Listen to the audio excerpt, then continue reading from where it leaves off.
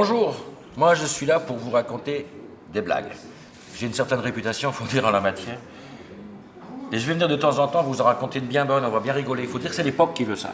C'est tellement drôle, tout ce qu'on vit, on se marre comme des fous. Alors voilà, hein, rions un peu, en attendant le prochain crack, le prochain splash, le prochain boom, ça va nous détendre. Tiens, par exemple, est-ce que vous connaissez la dernière qu'on raconte? Il paraîtrait que les fameux contrôles inopinés de l'ONEM chez les chômeurs auraient pour objectif caché de vérifier si leur chauffage est bien réglé. Vous avez prévenu, je plaisante. Mais le gouvernement fédéral, lui, il ne plaisante pas du tout, il est réellement sérieux. Il pense vraiment qu'on peut repérer un fraudeur à son niveau de consommation d'énergie. Alors on va mettre au point une batterie de mesures pour éplucher les factures et on va se dire, tiens, un tel dépense vraiment pas beaucoup. Est-ce qu'on est vraiment certain qu'il vit vraiment là? Tiens, une telle paye trop pour une personne isolée.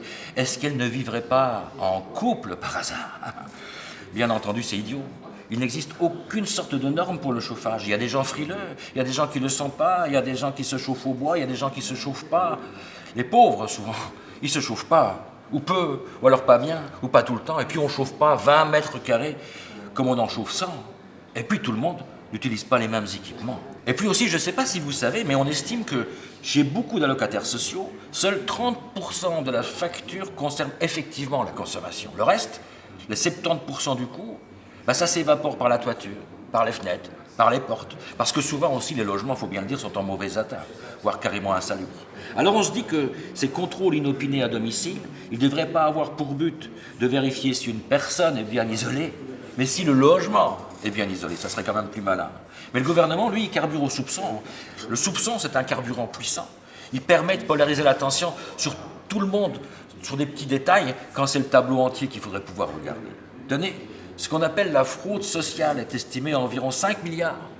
En même temps, des études montrent que la fraude fiscale, qu'on n'appelle pas fraude fiscale, comme vous savez, on appelle ça optimisation fiscale, elle représente environ 20 milliards, 4 fois plus, sauf Marcel.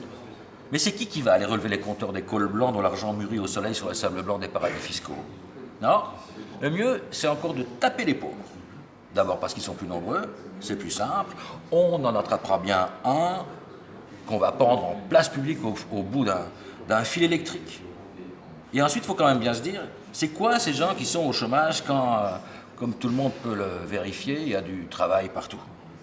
Justement, Lulu, le problème, c'est pas le chauffage, c'est le chômage. Et quand on ne sait pas y faire avec l'un, c'est à l'autre qu'on s'en prend. C'est normal.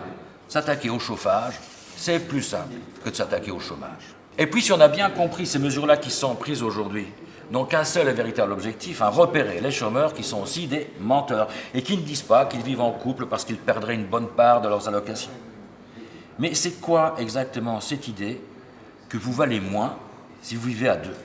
C'est évidemment le statut de cohabitant qu'il faut supprimer, rendre les droits individuels. Est-ce que vous avez moins travaillé qu'un autre avant de tomber au chômage parce que vous êtes marié, par exemple?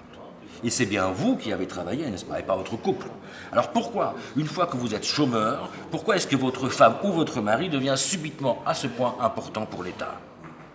Le chômage, c'est l'assurance.